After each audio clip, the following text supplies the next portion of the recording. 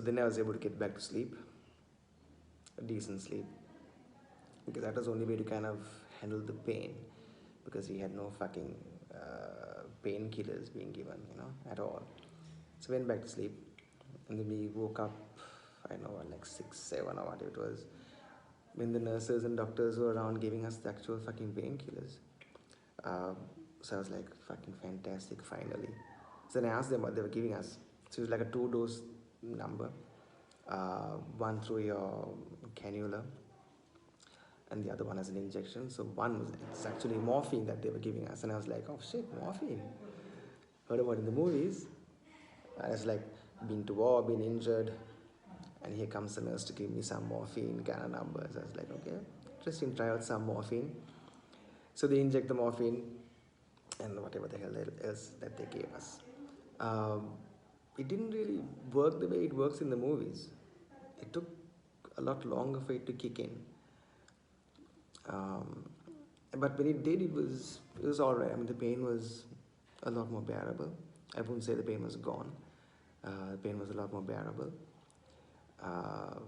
And then I was actually able to kind of relax and not think about the pain and all that kind of stuff, and thinking maybe tomorrow, depending on how it is, you get to go home, right? So that's what the believer and I were talking about. And then our Screamer's dad also came and said, "ඔයගලන්ට හිට වෙද්දී මේ ticket කපයි ඔයගලන්ට යන්න පුළුවන් ඒ ප්‍රශ්නයක් නැහැ" and all that kind of stuff. And I was thinking, I'm not in any kind of condition to like walk and shit properly yet, so I don't know how tomorrow is gonna be. I was hopeful, but then you never know. But then I was able to kind of, still in pain, so I couldn't really sit up and watch anything or whatever. I was pretty much passed out, sleeping. But when I woke up in the morning, I mean, it's weird. There was like, if the pain was at 100 on the day of the op, the next day the pain was at like 10. It was weird. Maybe that whatever they gave us was still in our system. I don't know what that was. But a lot of the pain was gone. And I was actually able to move my legs around and actually sit up in bed without hurting myself and all that kind of stuff. So I was thinking, oh shit. I mean, they were not kidding when they said like one day up, next day you get kicked out. It's like, that's what's happening. Superb. And then the believer was like, "මේ දොස්තර එනකොට ඔක්කොම හොඳයි වගේ ඉන්න. එතකොට ගෙදර යන්න පුළුවන්. නැත්නම් තව තියාගන්නවා." He was obviously not interested in staying at all. Neither was I. I think I had the experience I wanted. I had got it. And it was time for me to kind of go home and get some homely comforts to recover in. So I was just like, okay, yeah, okay, that's what we're doing then. So anyway, before any doctors came to see us, I decided I need to kind of walk around a little bit, see how things are working, see what the pain is like, if everything is all right, kind of thing. So I did a little hobble around. It was all right. I was thinking, okay, it's not too bad. I think I can manage this. Don't need to be here anymore. And then by about 9, 10 or whatever it was, the doctors came around, came and spoke to all of us and said, like, oh, there is no other, this, that, and the other. And then he said, yeah, shape, pain is bearable, can walk, all that stuff. So when the doctor was coming close to us, the believer was like kicking me under the bed and saying, shape again, dostare no. So I was like, okay. I also want to go home, so I was like, like sitting up nicely like this. And so Dr. came and said, shape the ridana within the puluang, all that kind of stuff. So I said, yeah. ඔක්කොම හරි ප්‍රශ්නයක් නැහැ විදින්න පුළුවන් රිදෙන්නේ නැහැ දැන් shape කියලා we just made sound all good. And it's like එන හරි නම් දවල් නෝට යන්න පුළුවන්. It's fine. The believer looked at me and was like, හරි.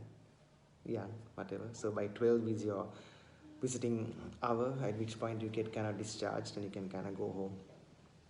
So then I quickly put a call to my wife and said, okay, this shit's happening. Let's get the hell out of here. And kind of sorted that shit out.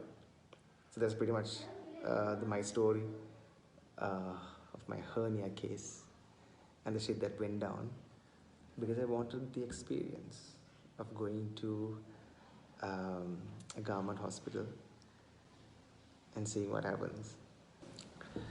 So I'm hoping that my story, my experience might help somebody out. This is not in any way throwing shade at the hospital. I'm not even mentioning what this hospital is. I'm sure most of you would know where this is, but then that's not the point of the story. It was just purely my experience of having an operation done for the first time and how that all that kind of went down.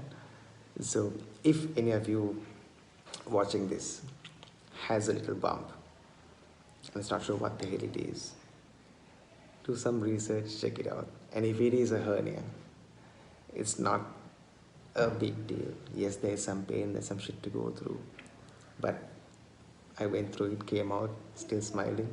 It's all good. Uh, your experience will be different to mine, I'm sure, depending on where you choose to go. But this is where I chose to go, and that's what happened with me. It was fun at times, painful at times, but definitely interesting. Met some interesting people like the Believer, the Rock, and the Screamer. Uh, so hopefully it helps you out. Okay, the reason I'm saying that is also because a friend of mine from one of my groups basically said, after I kind of told them what happened with me and that I went for a surgery, a hernia surgery, said he's also living with one and that he thinks about, he's thinking about getting it done as well. So which is one of the reasons I thought maybe I should share this experience, funny and painful as it was. Maybe it'll help somebody out as well. So go for it, don't fear it. The needle isn't that big, about this much, and it's bearable. So go for it if you need to. Don't be afraid of it. Cool. Thanks for watching. I hope it was somewhat entertaining. I found it funny for myself anyway, going through it. Yeah, that's it.